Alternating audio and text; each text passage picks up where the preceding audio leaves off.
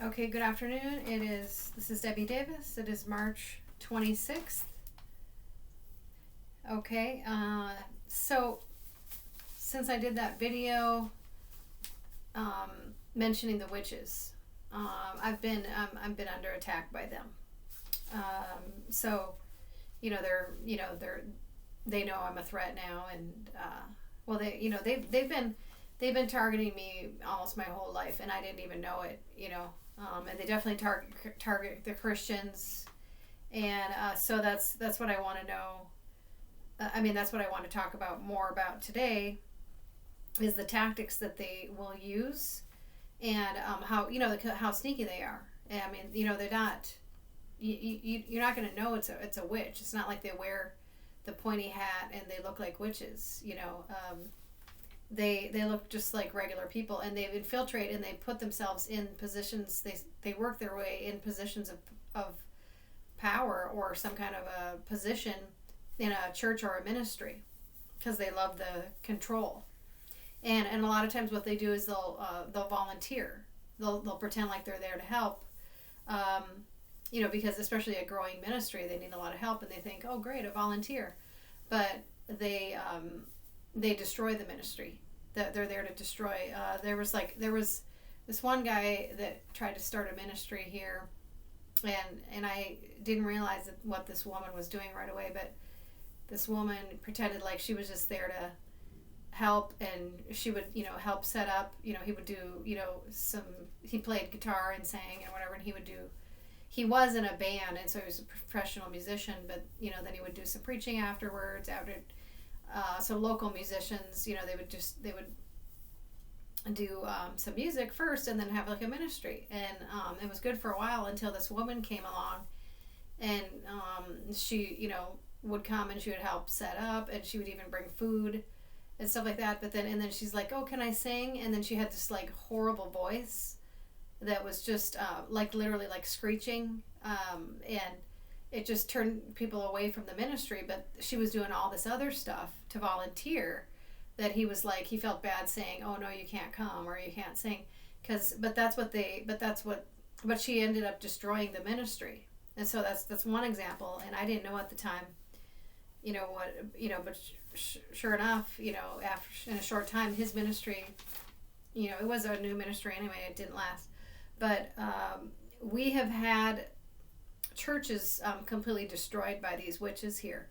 So there was a church called Jesus People that was really popular in the 80s, and it was just. And so what they seem to go after the charismatic, the really anointed preachers, and the charismatic movement, and the light workers, or whatever you want to call them, like the light workers, charismatic, filled with the Spirit. And they seem to target those churches, and that was the Jesus People was one of them. They finally closed.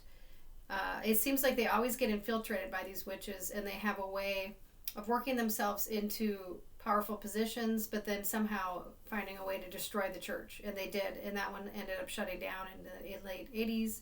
That was a charismatic movement here. And then there was another one called Calvary Temple here. The pastor was Gordon and Nancy Peterson, and that was another charismatic movement here, and that one ended up shutting down. Okay, so, and then North Heights shut down for a short time, but then they got refunded. But it went to almost nothing, and it was a woman.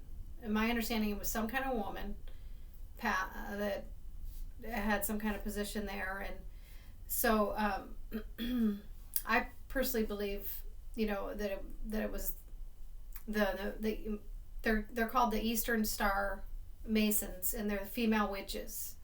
Okay, they're the female part of the Masons. So they're all over the world. So this isn't just a United States thing. Nobody seems to understand modern witchcraft, and so that's what I'm trying to explain. And they don't think they know about the men getting together. They know about the Masonic temples and those meetings. That's been around for years. But they don't ever really talk about the women. The women get together in their meetings too, and they're usually witches.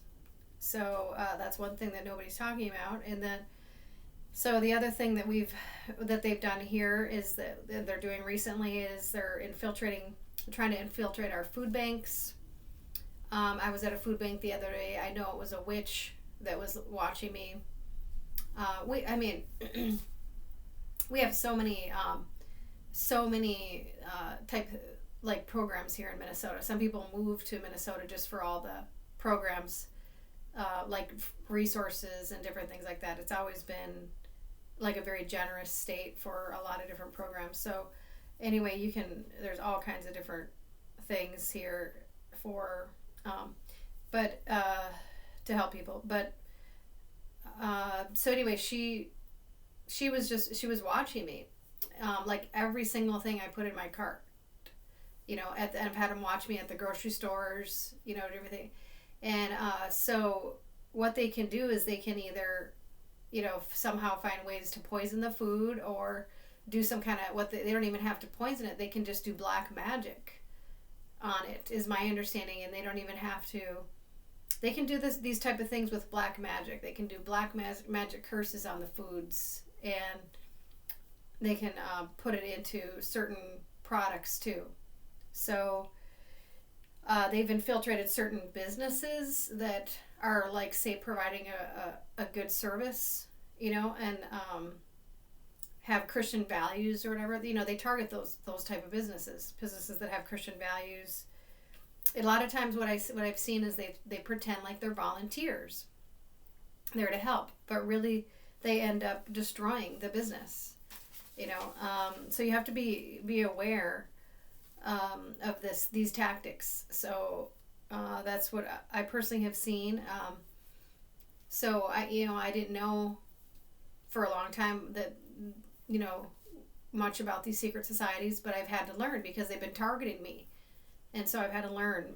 So and then if you're in a relationship with one of these Eastern Star Masons, these witches, when they make their food for you, you have to remember that they are lifting up their food to false gods.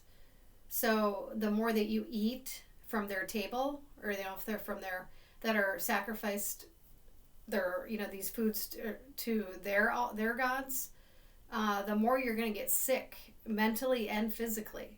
I have friends, two guys that I know that were married to women they now know are witches, have significant, like, health, mental and physical issues, and they're trying to, like, break all the cords or the attachments and do everything that they can, but it's caused significant problems in their lives. It's very real, and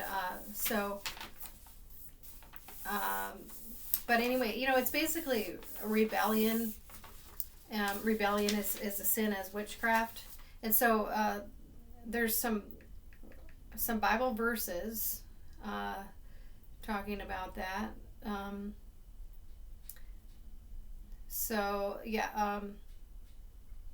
Basically, it basically says in the Bible, in Proverbs 26:2, it says, "Like a sparrow in its flying, a curse that is causeless won't take flight." Okay. And 1 Samuel 15:23, it says rebellion, any form of rebellion, is a curse as witchcraft. If you're constantly in rebellion against God, kind of like Nebuchadnezzar, which I'll talk about that story here. But then in Psalm 109:19, it says, the more that you curse, it'll just come back at you, basically. Right. Okay. So it says, since he loved cursing so much, let the curses rain down. Since you have no taste for blessing, let the blessing flee far from him. Let it be unto him as a garment which covereth him, and for a girdle where he is. Essentially praying that curses and negative consequences cling to the person like a clothing or a belt. So basically, whatever you curse out to somebody will come back to you like a belt or clothing, like wrap around you. That's in Psalm 109:19. So these witches, the more that they curse, the more it's going to end up coming back on them. Okay, and they, they don't even know this themselves. I'm sure the witches don't teach them, that it's going to come back on them someday. So King Nebuchadnezzar, when he was in rebellion against God for a while, finally he got struck down. And I don't know if you remember this story, but he literally God took all of his royalty and turned him into like an animal, into the living, like he was like a wild animal eating grass like cattle, and was just like basically insane for a while until he repented to God. This is like a picture of King Nebuchadnezzar. It looks like a wild animal eating with the cattle, eating the grass, because he didn't repent. He said, look at everything that I have built. And this is in Babylon, Daniel 4:31-33. And I believe he was talking about, look at what I've built in Babylon. And then, God had been trying to work with him, it sounds like, but then he just wouldn't, he just had such an arrogance, it sounded like, that he just finally struck him down.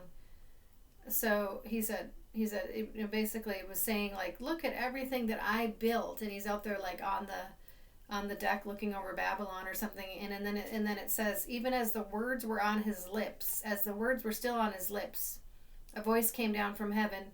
This is what is decreed for you, King Nebuchadnezzar. Your royal authority has been taken from you. You will be driven away from people and will live with the wild animals. You will eat grass like the ox. 7 times will pass by for you until you acknowledge that the Most High is sovereign over all kingdoms on earth and gives them to anyone he wishes. Immediately, what had been said about Nebuchadnezzar was fulfilled. He was driven away from the people and ate grass like the ox. His body was drenched with the dew of heaven until his hair grew like the feathers of an eagle and his nails like the claws of a bird. And this went on, like I said, like he said, for 7 times will pass. So basically 7 years.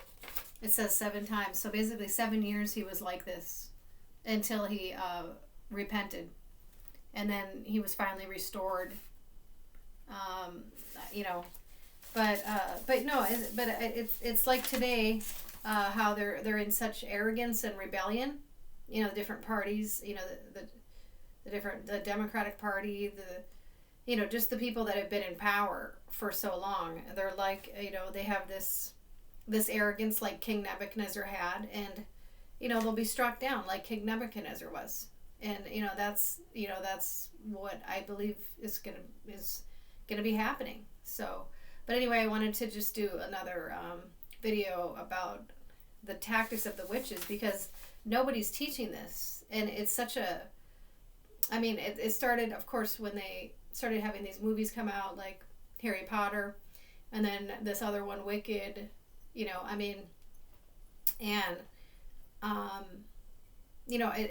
just don't know enough about it. And witchcraft has been around for thousands of years, so it's something that I believe should be taught at the church, so we know more about it, because they infiltrate the churches all the time. So if you don't know how to watch out for the witches, they're gonna, so this is something that needs to be taught. Okay.